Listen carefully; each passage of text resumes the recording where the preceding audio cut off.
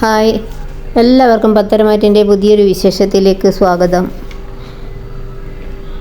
അങ്ങനെ കനക ഓട്ടോയിൽ നിന്നിറങ്ങിയപ്പോൾ കാണുന്ന കാഴ്ച ദേവയാനി താലമെടുത്ത് നയനെ ഇങ്ങനെ ഒഴിയുന്നതാണ്. അതുകണ്ട് വിശ്വസിക്കാനാകാതെ ദൈവമേ, ഇത് സത്യമാണോ സ്വപ്നമാണോ എന്നറിയാൻ സ്വയം നുള്ളി നോക്കുകയൊക്കെ ചെയ്യുന്നുണ്ട്. അമ്മായിയമ്മയും മരുമകളും തമ്മിൽ ഒന്നിച്ചോ? ഇനി ഇവിടെ കൊണ്ടുവന്നിട്ട് മറ്റെന്തെങ്കിലും പൂജ ചെയ്യുകയാണോ? എന്തൊക്കെയോ ചിന്തിച്ചിട്ട് കനകയ്ക്ക് പേടിയുമാകുന്നുണ്ട്. ഇതേസമയം ദേവയാനി ഏത്തമൊക്കെ ഇടുന്നുണ്ട്. അത് കണ്ട് നയനക്ക് വിഷമമാകുന്നുണ്ട്. എന്നിട്ട് ചോദിക്കുന്നുണ്ട്, ഇതൊക്കെ വേണമായിരുന്നു അമ്മേ? അപ്പോൾ പൂജാരി പറയുന്നുണ്ട്, അങ്ങനെ പറയരുത് മോളെ. അമ്മായി അമ്മ അവരുടെ തെറ്റ് മനസ്സിലാക്കി ചെയ്യുന്നതാണ്. അതുകൊണ്ട് ആരെക്കാളും അധികം അതിൻ്റെ ഗുണം കിട്ടുക അവർക്ക് തന്നെയാണ്. ജീവിതത്തിൽ രണ്ടാളും ഇനി പിണങ്ങി പിരിയില്ല, ആ ഉറപ്പ് ഞാൻ തരാം. അപ്പോൾ ദേവയാനി പറയുന്നുണ്ട്, അല്ലെങ്കിൽ എൻ്റെ മോളെ എനിക്കിനി പിരിഞ്ഞിരിക്കാൻ പറ്റില്ല തിരുമേനി. അപ്പോൾ തിരുമേനി നയനയോട് പറയുന്നുണ്ട്, ഇതിനപ്പുറം ഒരു അമ്മയിൽ നിന്ന് മരുമകൾക്ക് എന്താണ് കേൾക്കേണ്ടത്?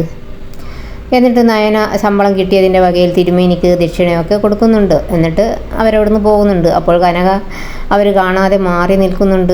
അവർ പോയതിൻ്റെ ശേഷം തിരുമേനിയുടെ അടുത്തേക്ക് വന്ന് കാര്യങ്ങളൊക്കെ ചോദിക്കുന്നുണ്ട്.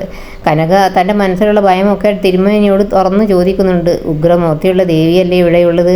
ഇനി എൻ്റെ മകളെ ഇവിടെ കൊണ്ടുവന്ന് അവൾക്ക് ദോഷം വരുന്ന എന്തെങ്കിലും പൂജയും നേർച്ചയും ചെയ്തോ എന്നാ എൻ്റെ പേടി. അപ്പോൾ തിരുമേനി പറയുന്നുണ്ട്, കണ്ടിട്ട് അങ്ങനെയാണോ തോന്നിയത്?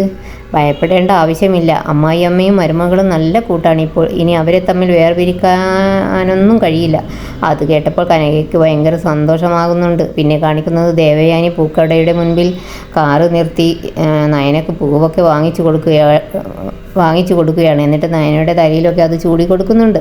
പിന്നാലെ ഓട്ടോയിൽ വന്ന കനക ഇതൊക്കെ കാണുന്നുണ്ട്. കനകയ്ക്ക് ഭയങ്കര സന്തോഷമാകുന്നുണ്ട്. എന്നിട്ട് മനസ്സിലിങ്ങനെ പറയുന്നുണ്ട്, അപ്പോൾ കരളിൻ്റെ കഥയൊക്കെ അമ്മായിയമ്മ അറിഞ്ഞെന്ന് വേണം കരുതാൻ. എന്നിട്ട് അവർ പോയതിൻ്റെ ശേഷം കനകയും പൂവ് വാങ്ങുന്നുണ്ട്. പൂക്കാരിയോടും എല്ലാം ചോദിച്ച് മനസ്സിലാക്കുന്നുണ്ട്. പിന്നെ കാണിക്കുന്നത് കുറച്ച് ദൂരം യാത്ര ചെയ്തതിൻ്റെ ശേഷം ദേവയാനിയും നയനയും കാറിൽ നിന്നിറങ്ങുന്നുണ്ട്. ദേവയാനി നയനയോട് ചോദിക്കുന്നുണ്ട്, മോളുടെ വീട്ടിൽ പോകേണ്ടതല്ലേ, മോൾ കാർ എടുത്ത് പോയിക്കോളൂ.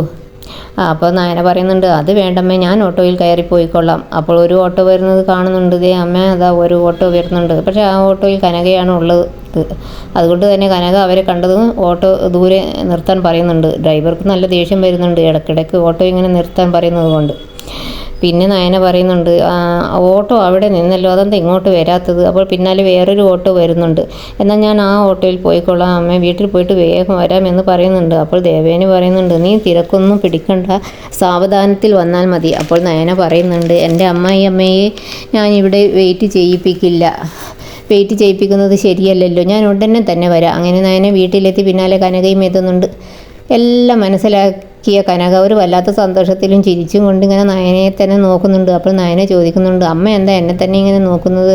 പിന്നെ നയന ആദ്യത്തെ ശമ്പളം അവരുടെ കയ്യിൽ കൊടുക്കുന്നുണ്ട്. അവരത് വാങ്ങി അതിൽ നിന്ന് 1000 രൂപ മാത്രം എടുത്തിട്ട് ബാക്കി നയനക്ക് തന്നെ തിരിച്ചു കൊടുക്കുന്നുണ്ട്. എന്നിട്ട് പറയുന്നുണ്ട്, ഇത് മോൾ ആദർശൻ്റെ കയ്യിലല്ലേ കൊടുക്കേണ്ടത്? അപ്പോൾ നയന പറയുന്നുണ്ട്, ആദർശേട്ടൻ അതിന് വാങ്ങില്ല. അപ്പോൾ കനക പറയുന്നുണ്ട്, എങ്കിൽ മോളിത് മോളുടെ അമ്മയുടെ കയ്യിൽ കൊടുക്കുക. അപ്പോൾ നയന പറയുന്നുണ്ട്, എന്നോട് ഇപ്പോഴും വലിയ ലൂഹ്യമൊന്നും ഇല്ലമ്മേ, ഞാനിത് കൊടുത്താൽ ചിലപ്പോൾ എൻ്റെ മുഖത്തേക്ക് തന്നെ വലിച്ചെറിയും. അപ്പോൾ കനക ഇങ്ങനെ മനസ്സിൽ പറയുന്നുണ്ട്, എടി മോളെ, എല്ലാത്തിനും സാക്ഷിയായ എന്നോട് തന്നെ നീ ഇങ്ങനെ പറയണം, നല്ല അഭിനയം തന്നെയാണല്ലോ നിൻ്റേത്. പിന്നെ ദേവയാനി വഴിയിൽ വെയിറ്റ് ചെയ്യുന്നുണ്ടല്ലോ, അതുകൊണ്ട് തന്നെ നയന വേഗം തന്നെ അവിടുന്ന് പോകാൻ തുടങ്ങുകയാണ്. പോകാൻ നേരം കനക ചോദിക്കുന്നുണ്ട്, ഇതാരാ മോളുടെ മുടിയിൽ മുല്ലപ്പൂവൊക്കെ ചൂടി തന്നത്, ആദർശാണോ? അപ്പോൾ നയന ഒന്ന് പരിങ്ങിക്കൊണ്ട് പറയുന്നുണ്ട്, അതെ അമ്മ, ആദർശേട്ടനാണ്. അത് കേട്ട് കനക ഒരു വല്ലാത്ത രീതിയിൽ ചിരിക്കുന്നൊക്കെയുണ്ട്. വിശ്വസിച്ചു എന്ന് മനസ്സിലിങ്ങനെ പറയുന്നുണ്ട്. പിന്നെ കനകയും അവളെ പിടിച്ചു നിർത്താനൊന്നും പോയില്ല. കാരണം ദേവയാനി വഴിയിൽ വെയിറ്റ് ചെയ്യുന്നത് കനകയും കണ്ടതാണല്ലോ. പക്ഷേ ഗോവിന്ദന് ഭയങ്കര സങ്കടമുണ്ടാകും. മോൾ ഒരു വെള്ളം പോലും കുടിക്കാതെയാണല്ലോ പോയത് എന്നിങ്ങനെ പറയുന്നുണ്ട്. അപ്പോൾ കനക പറയുന്നുണ്ട്, അവൾക്ക് വെള്ളം വാങ്ങിക്കൊടുക്കാനൊക്കെ ആളുണ്ട്. അപ്പോൾ ഗോവിന്ദൻ ചോദിക്കുന്നുണ്ട്, അതെന്താ നീ അങ്ങനെ പറഞ്ഞത്? അപ്പോൾ കനക പറയുന്നുണ്ട്, എൻ്റെ ഗോവിന്ദേട്ടാ, നമ്മളെയൊക്കെ കഴുതകളാക്കുകയാണ് ഒരിക്കലും നമ്മളെ പറ്റിക്കാത്ത നമ്മുടെ മോള്. ഡിസൈനിങ്ങിൽ മാത്രമല്ല, അഭിനയത്തിലും നമ്മുടെ മോള് കലക്കുന്നുണ്ട്. അതിനേക്കാൾ നന്നായി വേറൊരാൾ അഭിനയിക്കുന്നുണ്ട്. എന്നിട്ട് എല്ലാ കാര്യവും ഗോവിന്ദനോട് പറയുന്നുണ്ട് കനക. എല്ലാം കേട്ടിട്ട് ഗോവിന്ദൻ ചോദിക്കുന്നുണ്ട്, നീ പറയുന്നത് സത്യമാണോ? അപ്പോൾ കനക പറയുന്നുണ്ട്, എൻ്റെ ഗോവിന്ദേട്ടാ, ഞാനിതൊക്കെ നേരിൽ കണ്ടതല്ലേ. എന്നിട്ട് ഗോവിന്ദൻ പറയുന്നുണ്ട്, നീ എന്താ എന്നിട്ട് അത് മകളോട് പറഞ്ഞില്ല? അപ്പോൾ കനക പറയുന്നുണ്ട്, അവരിത്ര നാൾ നമ്മളെ പറ്റിച്ചതല്ലേ, അതുകൊണ്ട് എടുത്തടിച്ചതുപോലെ അങ്ങ് പറയണ്ടെന്ന് കരുതി. ഇവരുടെ നാടകം എവിടം വരെ പോകുമെന്ന് നോക്കാം.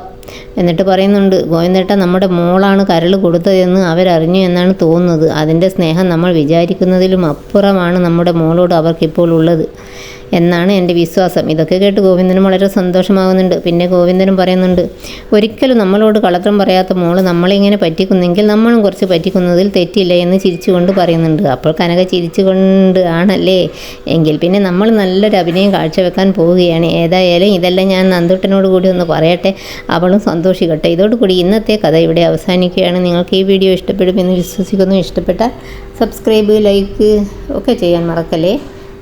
Thanks for watching.